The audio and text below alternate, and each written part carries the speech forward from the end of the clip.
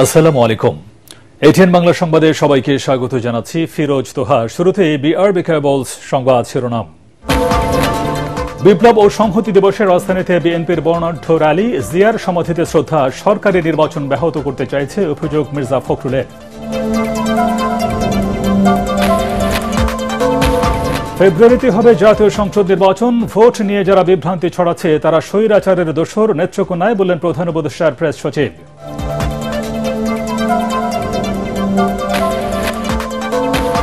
সংস্কার প্রক্রিয়াকে বাধাগ্রস্ত করার অপচেষ্টা রুখে দেওয়ার আহ্বান জামায়াতের। জুলাই সনদে নোট অফ ডিসেন্ট রাখা যাবে না বললেন নাহিদ ইসলাম।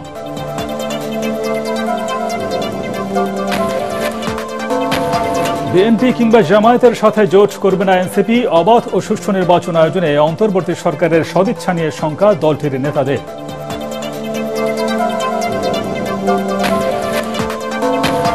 এবং জুলাই সনদ বাস্তবায়নে দলগুলোর মুখাপেক্ষী না হয়ে সরকারকেই সিদ্ধান্ত নেওয়ার তাগিদ বিশ্লেষকদের। নির্বাচনের পর সুবিধাজনক সময়ে গণভোটের পরামর্শ।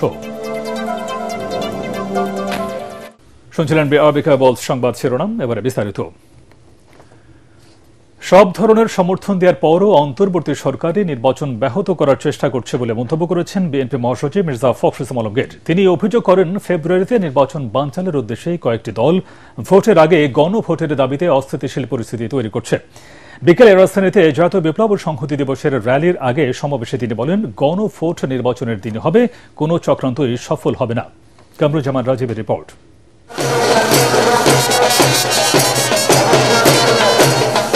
জাতীয় বিপ্লব ও সংহতি দিবস উপলক্ষে বিএনপির নয়াপল্টন কেন্দ্রীয় কার্যালয়ের সামনে থেকে শুরু হয় দলের ঐতিহ্যবাহী র্যালি। দিবসটি 50 বছর পূর্তি হওয়ায় ভিন্ন মাত্রা পায় এবারের আয়োজন। 7 নভেম্বরের চেতনায় গণতন্ত্র প্রতিষ্ঠার স্লোগানে দিনটির তাৎপর্য তুলে ধরে প্রতীকী সাজসজ্জা ও পোশাকে র্যালিতে অংশ নেন নেতাকর্মীরা।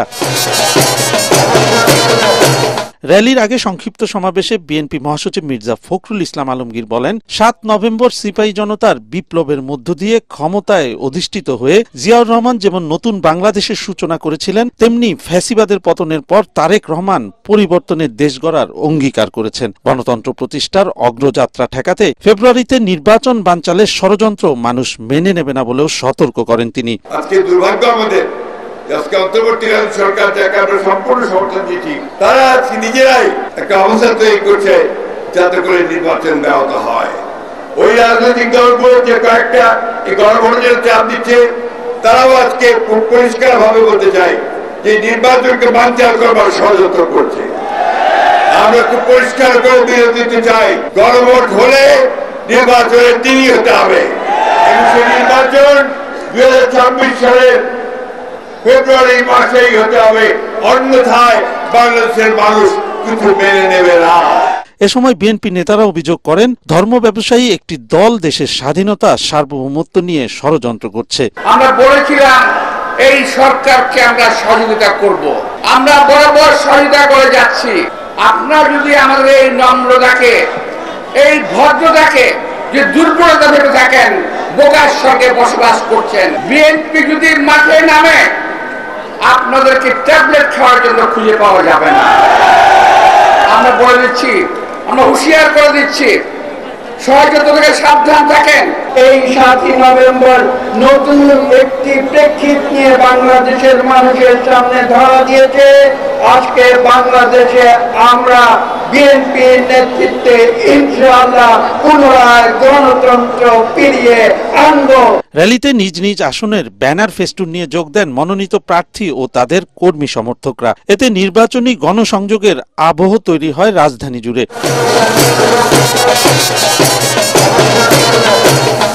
বর্ণাঢ্য র্যালি নয়াপল্টন থেকে শুরু হয়ে মালিবাগ, মগবাজার, বাংলা মোটর হয়ে কাউরান বাজার সার্ক ফোয়ারার সামনে এসে শেষ হয়। কামরুজ্জামান রাজীব, এটিএন বাংলা, ঢাকা। এর আগে সকালে বিএনপির প্রতিষ্ঠাতা শহীদ রাষ্ট্রপতি জিয়াউর রহমানের সমাধিতে শ্রদ্ধা নিবেদন করেন দলের নেতাকর্মীরা। এ সময় বিএনপি মহাসচিব মির্জা ফখরুল ইসলাম আলমগীর বলেন, জুলাই গণঅভ্যুত্থানের পর গণতন্ত্রকে হুমকির মুখে ফেলতে নানা ষড়যন্ত্র চলছে। দেশের স্বার্থে জাতীয় ঐক্য ধরে রাখার আহ্বান জানান তিনি। মইনুল হাসান জানাচ্ছেন বিস্তারিত।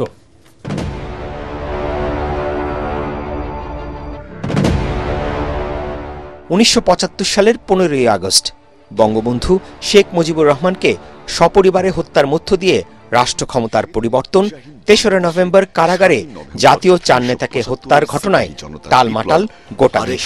তাদের ভালোবাসায় অভিষিক্ত করল মহান স্বাধীনতার ঘোষক। সেনাবাহিনীতে পাল্টাপাল্টি অভ্যুত্থানে গৃহবন্দী করা হয় তৎকালীন সেনাপ্রধান মেজর জেনারেল জিয়াউর রহমানকে। নানা ঘটনা প্রবাহের পর সৈনিকদের প্রচেষ্টায় বন্দী দশা থেকে মুক্ত হয়ে রাষ্ট্র ক্ষমতার কেন্দ্রবিন্দুতে চলে আসেন জিয়াউর রহমান বীরুত্তম। পরে সামরিক শাসক থেকে পুরোপুরি রাজনীতিতে হাতেখড়ি হয় জিয়াউর রহমানের। খাদ্য উৎপাদন দ্বিগুণ করতে হবে। দিনটিকে জাতীয় বিপ্লব ও সংহতি দিবস হিসেবে পালন করে আসছে বিএনপি। দিনটি উপলক্ষে নেতা কর্মীদের নিয়ে দলের প্রতিষ্ঠাতা জিয়াউর রহমানের সমাধিতে শ্রদ্ধা নিবেদন করেন বিএনপির শীর্ষ নেতারা।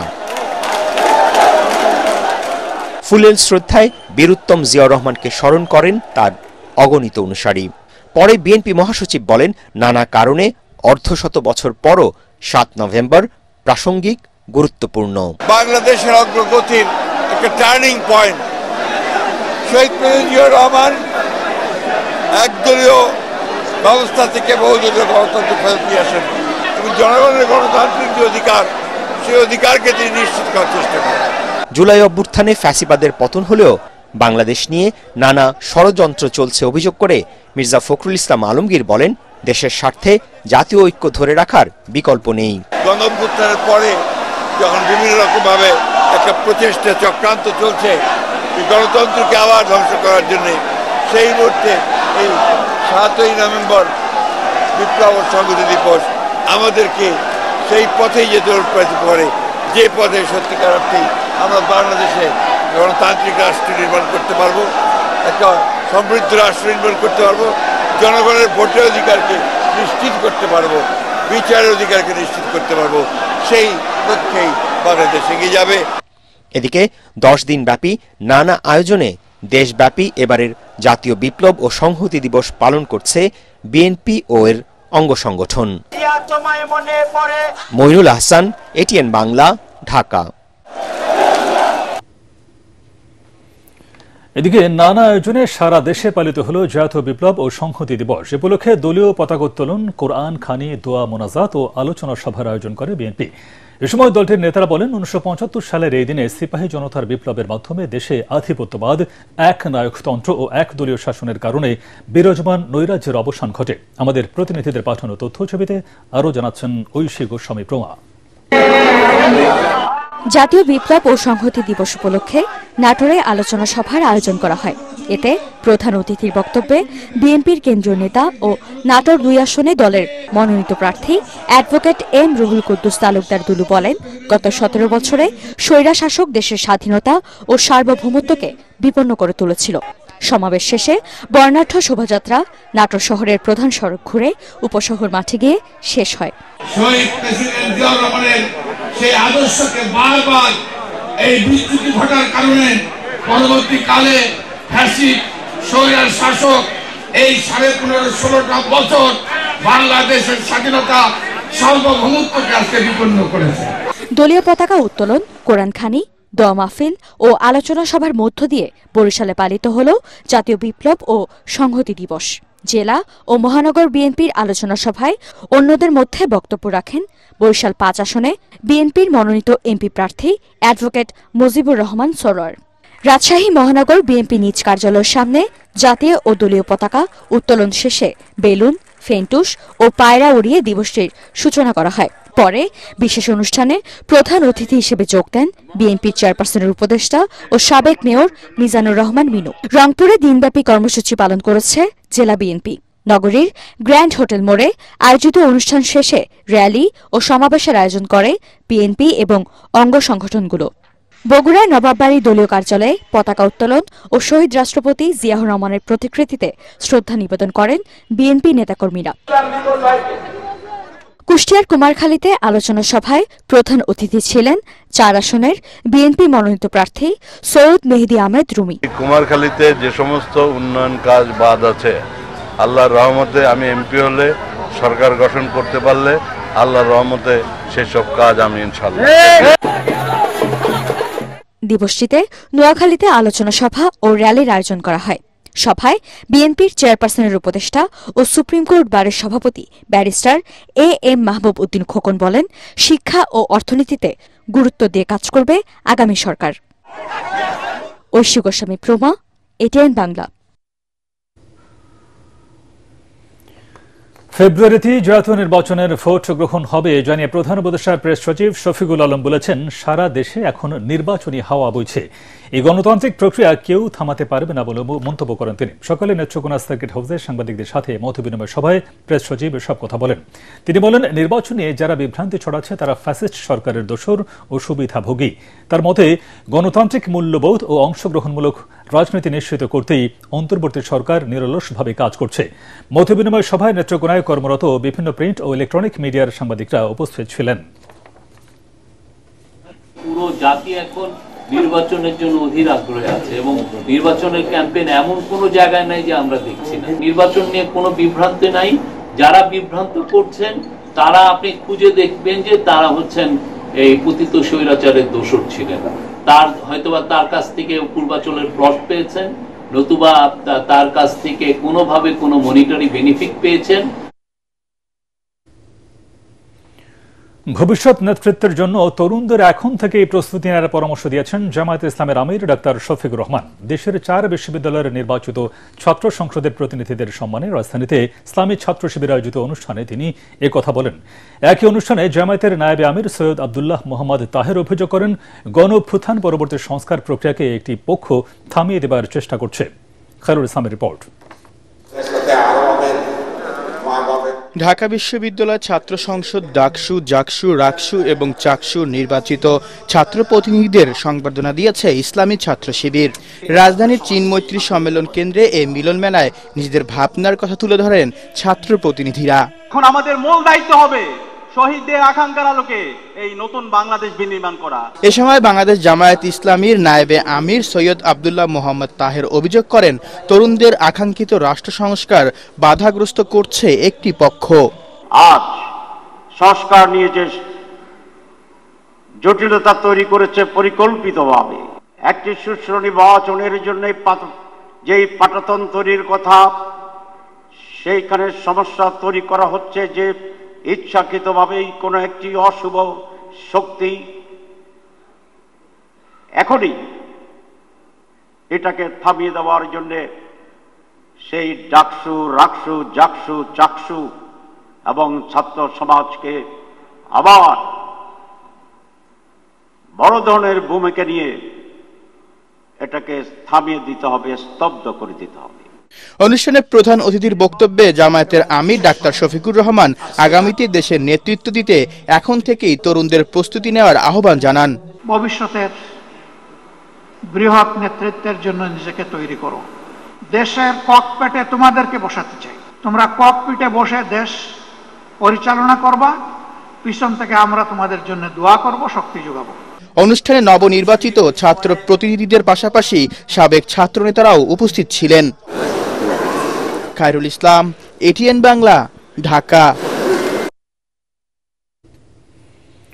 প্রধান উপদেষ্টাকে জুলাই সনদ বাস্তবায়নের আদেশ দিতে হবে। একই সাথে সনদে কোনো নোট অফ ডিসেন্ট রাখা যাবে না বলে মন্তব্য করেছেন জাতীয় নাগরিক পার্টি এনসিপির আহ্বায়ক নাহিদ ইসলাম।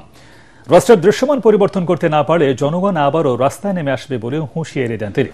সকালে বাংলা একাডেমিতে ইউনিভার্সিটি টিচার্স ফোরামের আত্মপ্রকাশ অনুষ্ঠানে নাহিদ এসব কথা বলেন। তার অভিযোগ, বিগত 16 বছরে দুর্বৃত্তায়ন ও দলীয়করণের মাধ্যমে সকল প্রতিষ্ঠানকে ভেঙে ফেলা হয়েছে। অভ্যুত্থান পরবর্তী সময়ে শিক্ষা ব্যবস্থার উন্নয়নে সরকার ব্যর্থ হয়েছে বলেও দাবি করেন এনসিপির এই শীর্ষ নেতা। গত 16 বছরে আমাদের সকল প্রতিষ্ঠানকে ভেঙে ফেলা হয়েছে, দুর্বৃত্তায়ন হয়েছে, দলীয়করণ হয়েছে, সেখানে মেধা বিকাশের কোনো সুযোগ ছিল না। শিক্ষা ব্যবস্থার আমূল সংস্কার ছাড়া একটা দক্ষতা নির্ভর, একটা কর্মমুখী শিক্ষা ব্যবস্থা আমরা যদি গড়ে তুলতে না পারি, বাস্তবতার সাথে না মিলিয়ে, তাহলে আমরা এই চাকরির সংকট অথবা উদ্যোক্তা তৈরির যে প্রকল্প, এটা আমরা আসলে নিতে পারবো না। এটা তৈরি হইতে হবে বিশ্ববিদ্যালয় থেকে। নানা আলোচনা থাকলেও বিএনপি ও জামায়াতের সাথে সরাসরি জোটে যাচ্ছে না এনসিপি। দলের নেতারা বলছেন, রাজনৈতিক আদর্শ ও চেতনার বিপরীত কোনো দলের সাথেই জোট করবে না জুলাই অভ্যুত্থানের পথ ধরে গড়ে ওঠা এই দলটি। নির্বাচনের আগে এনসিপির ভাবমূর্তি নষ্ট করতে উদ্দেশ্যপ্রণোদিতভাবে দলের নামে গুজব ছড়ানো হচ্ছে বলেও দাবি তাদের। এনসিপি নেতাদের আশঙ্কা, অবাধ ও সুষ্ঠু নির্বাচন আয়োজনে ব্যর্থ হতে পারে সরকার। বিস্তারিত মুশফিক রহমানের প্রতিবেদনে।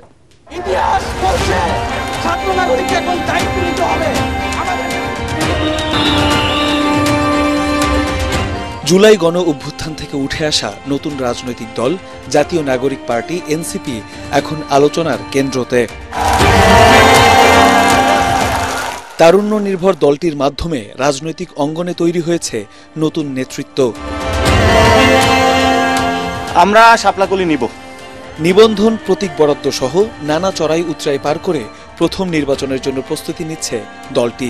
তবে বিএনপি এবং জামাতের সাথে জোট করা সহ নানা আলোচনা এখন এনসিপিকে নিয়ে। 5ই আগস্ট পরবর্তীতে বিএনপি নিজেরা মারামারি করে প্রায় 1-150 মানুষ মেরে ফেলছে, নিজেদের নেতাকর্মী, এবং চাঁদাবাজির কথা আমরা মিডিয়ার মাধ্যমে জানতে পাচ্ছি প্রতিদিনই। এমন অবস্থায় আমরা আসলে তরুণরা কোনোভাবেই চাচ্ছি না যে বিএনপির মতো একটা দলের সাথে এনসিপির জোট হোক। বিএনপির কাছে নিরাপত্তা চাইবো কেন? এটাও তো অদ্ভুত। বিএনপি তো একটা রাজনৈতিক দল, আমরা একটা রাজনৈতিক দল। বিভিন্ন জায়গায় কথাগুলো চাউর করা হচ্ছে, কেউ না কেউ করছে যাতে আসলে আমাদের দলের মধ্যে একটা কনফিউশন তৈরি হয়। আমরা ইতিহাসের দায় নেব না, অন্যের কৃতকর্মের অতীতের ইতিহাসের দায় নেব না, এবং যাদের সংস্কার বিরোধী অবস্থান আছে তাদের সাথে আমাদের মিলমিশ হওয়ার সম্ভাবনা কম। সরকার জুলাই সনদের ব্যাপারে গড়িমসি করছে বলে জানান দলটির নেতারা। উপদেষ্টাদের মধ্যে কেউ নির্বাচন বিলম্বিত করার পায়তারা করছে বলেও সন্দেহ এনসিপির। সরকারের ভেতরে কোনো অংশ আসলে এই সংস্কার বাস্তবায়নের নামে সংস্কারকে দীর্ঘায়িত করে নির্বাচনকে পেছাতে চায় কিনা, এরকম সন্দেহ আমাদের মধ্যে তৈরি হচ্ছে। কমিশন রিপোর্ট দেওয়ার পরে সরকার কিন্তু কোনো সিদ্ধান্ত নেয় নাই, না নিয়ে আবার তাদের কাছে বল এসছে, তারা আবার এটা ঠেলে দিয়েছে রাজনৈতিক দলগুলোর কাছে, যেটা 7 মাসে যেটুকু হয় না এটুকু 7 দিনে হয়ে যাবে এটা আশা করাটা, এবং রাজনৈতিক দলগুলো এখন নির্বাচনের প্রস্তুতির মধ্যে আছে, তাদের কাছে আবার এটার জন্য ঠেলে দেয়া, এটা সরকারের একটা অপরিণত আচরণ হয়েছে, এবং আমি বলবো যে একটা হঠকারী কাজ সরকার করেছে। জুলাই সনদের আইনি ভিত্তি নিশ্চয়তা না পেলে এনসিপি স্বাক্ষর করবে না, এটা আমাদের আগের পজিশন, এখনো পজিশন। কিন্তু যদি জুলাই সনদের আইনি ভিত্তি নিশ্চয়তা তৈরি হয়, এই আদেশ, গণভোট এবং পরবর্তী পার্লামেন্টের দ্বৈত ক্ষমতা, এই রোডম্যাপের মধ্যে দিয়ে, তাহলে অবশ্যই আমরা স্বাক্ষর করব। গণভোট নিয়ে বিএনপি জামাত ধোঁয়াশা তৈরি করছে, এমন অভিযোগ তরুণ এই নেতার। গণভোটের রায়কে আবার রায়ের উপর ছড়ি ঘোরানোর জন্য পরবর্তী পার্লামেন্টকে প্রস্তুত করার চেষ্টা করছে। আমরা বলেছি যে পরবর্তী পার্লামেন্ট গণভোটের রায় বাস্তবায়ন করা ছাড়া অন্য কোনো অপশন থাকবে না, ফলে গণভোটটা বাধ্যতামূলক হবে, এটা হচ্ছে প্রধান জিনিস।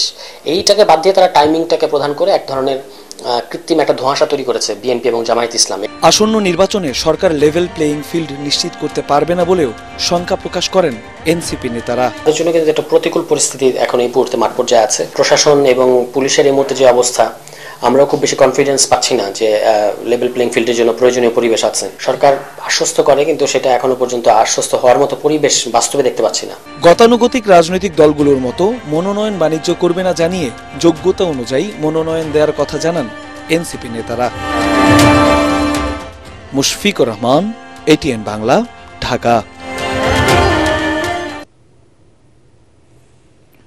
জুলাই সনদ বাস্তবায়নে গণভোটের সময় নির্ধারণে রাজনৈতিক দলগুলোর দিকে তাকিয়ে না থেকে সরকারকে সিদ্ধান্ত নেওয়া উচিত বলে মনে করেন বিশ্লেষকরা। তারা বলছেন, এ নিয়ে সমঝোতার জন্য দলগুলোকে 7 দিনের সময় দেওয়া অযৌক্তিক। নির্বাচনের আগে বা ভোটের দিন গণভোট হলে জনগণের আকাঙ্ক্ষার সঠিক প্রতিফলন না হওয়ার শঙ্কাও তাদের। তাই জাতীয় নির্বাচনের পরই সুবিধাজনক সময়ে গণভোট আয়োজনের পরামর্শ বিশ্লেষকদের। ইমদাদুল্লাহ বাবুর রিপোর্ট। ঐকমত্য কমিশন জুলাই সনদ বাস্তবায়নের সুপারিশ জমা দেওয়ার পর এ নিয়ে রাজনৈতিক দলগুলোর পরস্পর বিরোধী অবস্থানে বেকায়দায় সরকার। এরই মধ্যে কেটে গেছে কয়েকদিন, কিন্তু নেই কোনো আলোচনার লক্ষণ। বিশ্লেষকরা বলছেন, সরকারের এমন অবস্থান পরিস্থিতি আরও ঘোলাটে করেছে। রাজনৈতিক দলগুলোর মধ্যে মূলত 2টি বিষয় নিয়ে মতপার্থক্য দেখছেন তারা, যা দূর করা কোনো বিশাল চ্যালেঞ্জ নয় বলেও মনে করেন বিশ্লেষকরা। মূল সমস্যাটা হলো 2টা, গণভোটটা কবে হবে, আরেকটা হলো যে আদেশের মধ্যে এই সনদের বিষয়গুলো থাকবে, সেই আদেশটা কে জারি করবে, অন্তর্বর্তী সরকার প্রধান দিবে না প্রেসিডেন্ট দিবে। দলের প্রধান নেতাদেরকে ডেকে বলেন এটা আপনারা করতে পারলেন না, সুতরাং আমাকে আমার পথে এগোতে হবে। সরকার অনেক দেরি করে ফেলছে, স্ট্যান্ড না নিলে কেমন করে হবে? আপনি দেশকে একটা অস্থিতিশীল অবস্থার মধ্যে ফেলাই দিবেন। বিষয়টা হলো what is the doctrine of necessity. বিভিন্ন রাজনৈতিক প্ল্যাটফর্ম তারা তো ভিন্ন ভিন্ন মত নিয়ে ভিন্ন ভিন্ন অবস্থানে থাকবে, এটাই স্বাভাবিক। দেশের কল্যাণের জন্য, মানুষের কল্যাণের জন্য এটি খুব দ্রুততার সহিত এসে এটাকে এক জায়গায় এক বিন্দুতে একমত হতে হবে। সে কারণে এই 7 দিন 5 দিন রাষ্ট্র সময় না দিয়ে রাষ্ট্রের দায়িত্ব নিজের হাতে তুলে নেওয়া উচিত ছিল। বর্তমান সরকারের অন্যতম গুরুত্বপূর্ণ দায়িত্ব জাতীয় নির্বাচন আয়োজন। তাই গণভোটের সময় নির্ধারণ নিয়ে বিচলিত না হয়ে প্রধান দায়িত্ব পালনে মনোযোগী হতেও পরামর্শ দিয়েছেন তারা। খুব ঝোড়ো হাওয়ার মধ্য দিয়ে আমরা আগাচ্ছি।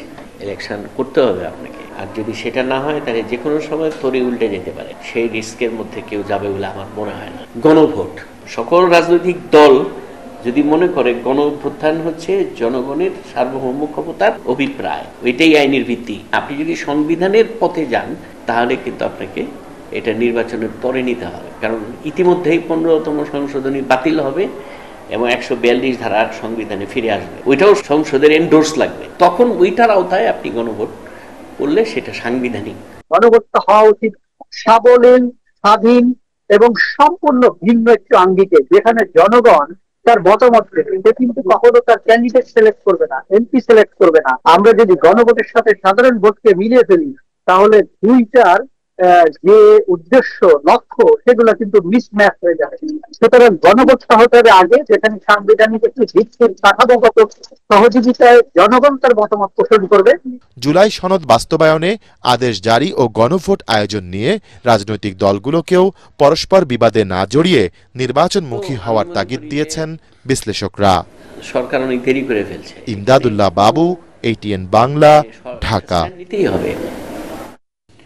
নানা আয়োজনে ময়মনসিংহের নান্দাইলে জাতীয় বিপ্লব ও সংহতি দিবস পালিত হয়েছে। বিকেলে উপজেলা ও পৌর বিএনপি এবং অঙ্গ সহযোগী সংগঠনের যৌথ উদ্যোগে সরকারের শহীদ স্মৃতি আদর্শ ডিগ্রি কলেজ চত্বরে শহীদ মিনার প্রাঙ্গণে সমাবেশ অনুষ্ঠিত হয়। পরে বর্ণাঢ্য র্যালি বিভিন্ন সড়ক ঘুরে একই স্থানে গিয়ে শেষ হয়।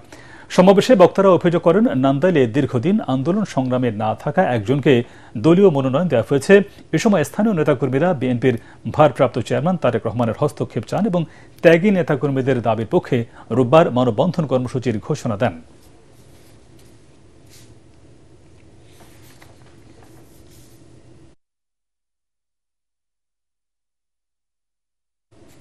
পূবালী ব্যাংক বাণিজ্য সংবাদ।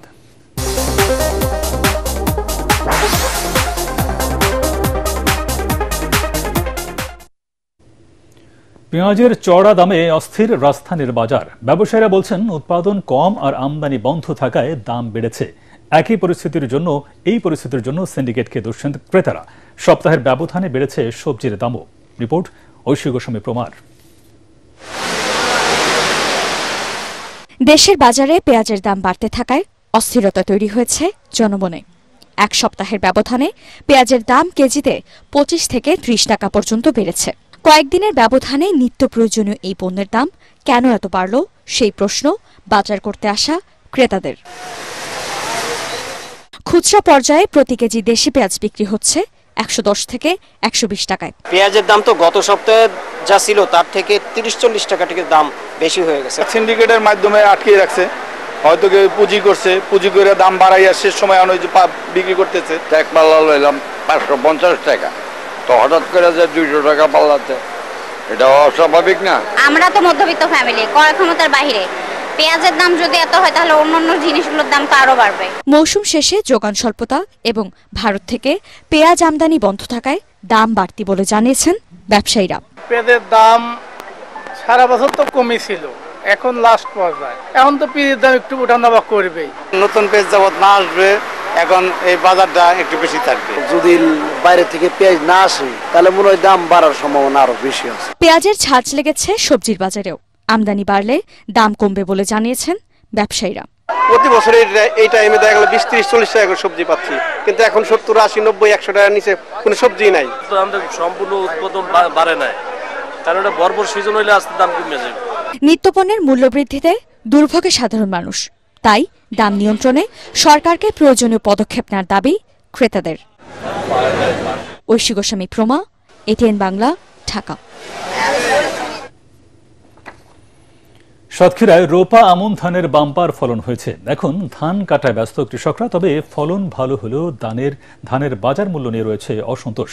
কৃষকরা জানান সবকিছুর দাম বাড়লেও বাড়েনি ধানের দাম। এদিকে সরকারিভাবে ধান সংগ্রহ শুরু হলে বাজার মূল্য কিছুটা বাড়বে বলে আশা কৃষি কর্মকর্তাদের। সাতক্ষীরা প্রতিনিধি এম কামরুজ্জামানের রিপোর্ট, জানাচ্ছেন ফারহান ইসলাম টুম্পা। সাতক্ষীরায় শুরু হয়েছে রোপা আমন ধান কাটা। আবহাওয়া অনুকূলে থাকায় চলতি মৌসুমে বিঘা প্রতি 20 মণ ধান ফলনের আশা কৃষকদের। তবে ফলন ভালো হলেও ধানের বাজার দর কম হওয়ায় হতাশ চাষিরা। বর্তমানে 1200 টাকা দরে বিক্রি হচ্ছে প্রতি মণ ধান। গতবারে ভালোই লাভবান আছে, বিঘা প্রতি 20 মণ করে ইনশাল্লাহ এবার পাবো। এই চাষবাস করতে গেলে সার মতো কিনতে গেলে ঋণ হয়ে যেতে হয়, তারপরে আপনার ইনশাল্লাহ মোটামুটি খুব ভালো আছে। আমাদের চাষি মনে করতে হয়, তা করতে হবে, লাভ লস দেখতে গেলে যাবে না। ধান মানে জমিতে লাগানো পর্যন্ত 12-13 লাখ টাকা খরচ হয়। সব জিনিসের দাম বাড়ছে, কিন্তু ধানের কোনো দাম বাড়েনি। সরকারিভাবে ধান কেনা শুরু হলে কৃষকদের ক্ষতি পুষিয়ে যাবে বলে মনে করছে স্থানীয় কৃষি বিভাগ। কৃষকদের একটা অভিযোগ আছে, আমাদের যে খরচ আছে সেই খরচের তুলনায় ধানের দামটা একটু কম। আমরা বলছি সরকার যখন ধান সংগ্রহ শুরু করবেন তখন সেই দামে এবং ধান উৎপাদনের যে খরচ সেই সমন্বয় করে সরকার দাম নির্ধারণ করবেন, তখন কৃষকরা ভালো দাম পাবেন বলে আমরা আশা করছি। জেলায় এবছর রোপা আমন ধান উৎপাদনের লক্ষ্যমাত্রা 2,64,760 মেট্রিক টন, আর চাষ হয়েছে 89,145 হেক্টর জমিতে। Bureau report, ATN Bangla. রাজধানীর গুলশানে ক্যাপিটাল রিক্রিয়েশন ক্লাব মিলনায়তনে অনুষ্ঠিত হল অনলাইন ভিত্তিক সঙ্গীত সংগঠন সুরের মেলার 20তম সরাসরি আয়োজন। এতে প্রধান অতিথি ছিলেন বাংলাদেশ শিল্পকলা একাডেমির মহাপরিচালক কবি রেজাউদ্দিন স্টালিন। বিশেষ অতিথি ছিলেন কনফায়ার গ্রুপের চেয়ারম্যান কবির আহমেদ ও সমাজসেবক নাসিমুল হক নাসিম। অনুষ্ঠানে সংগঠনের সদস্য সহ দেশের নবীন প্রবীণ ও উদীয়মান শিল্পীরা গান, আবৃত্তি ও নৃত্য পরিবেশন করেন। সফল আয়োজনের জন্য সংগঠনের সভাপতি তাহমিন আহমেদ, সহ সভাপতি ইমরান আহমেদ এবং সরাবান তহুরা রিনা এবং সেক্রেটারি আনিসুজ্জামান রানা উপস্থিত সবাইকে ধন্যবাদ জানান।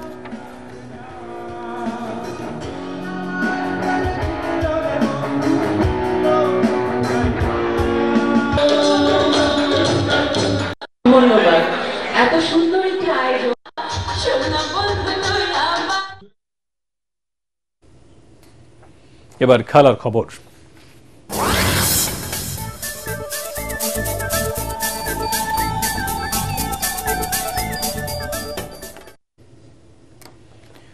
এক ওভারে 6 ছক্কা হাঁকানোর রেকর্ড গড়লেন Pakistani allrounder Abbas Afridi. Hong Kong international sixes টুর্নামেন্টে এই কীর্তি গড়েন তিনি।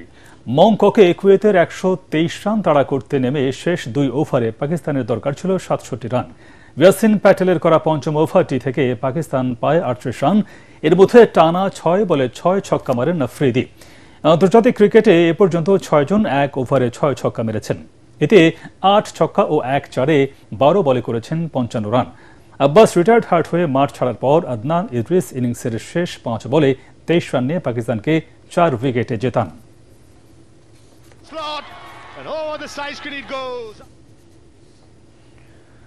রাজশাহীতে চতুর্থ ওয়ানডেতে বাংলাদেশকে 47 রানে হারিয়ে সিরিজে 2-1 এগিয়ে গেল আফগানিস্তান অনূর্ধ্ব 19 ক্রিকেট দল। টস জিতে ব্যাট করতে নেমে 50 রানে 2 উইকেট হারায় সফরকারীরা। তৃতীয় উইকেটে 121 রান যোগ করেন ফয়সাল শিনোজাদা ও উজায়রুল্লাহ। 72 রানে আউট হন উজায়রুল্লাহ। এরপর ফয়সালের 122 রানের ইনিংসে 258 রানের চ্যালেঞ্জিং স্কোর পায় আফগানিস্তান অনূর্ধ্ব 19 ক্রিকেট দল। জবাবে আব্দুল আজিজের বোলিং তোপে 9 উইকেটে 211 রানে থামে বাংলাদেশের ইনিংস। 95 রান করে একাই লড়েন আব্দুল্লাহ। এছাড়া দেবাশিসের ব্যাটে আসে 51 রান। 4 উইকেট নেন আব্দুল আজিজ।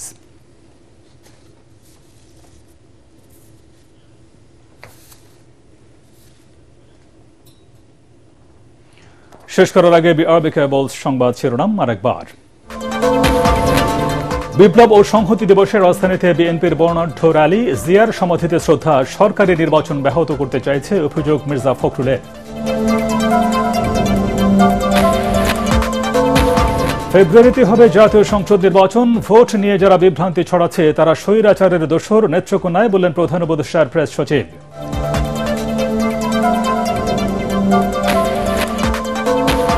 সংস্কার প্রক্রিয়াকে বাধাগ্রস্ত করার অপচেষ্টা রুখে দেওয়ার আহ্বান জামায়াতের। জুলাই সনদে নোট অফ ডিসেন্ট রাখা যাবে না বললেন নাহিদ ইসলাম।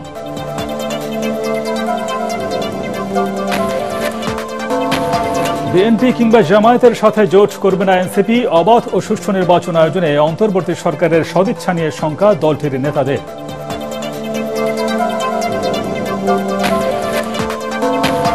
এবং জুলাই সনদ বাস্তবায়নে দলগুলোর মুখাপেক্ষী না হয়ে সরকারকেই সিদ্ধান্ত নেওয়ার তাগিদ বিশ্লেষকদের। নির্বাচনের পর সুবিধাজনক সময়ে গণভোটের পরামর্শ।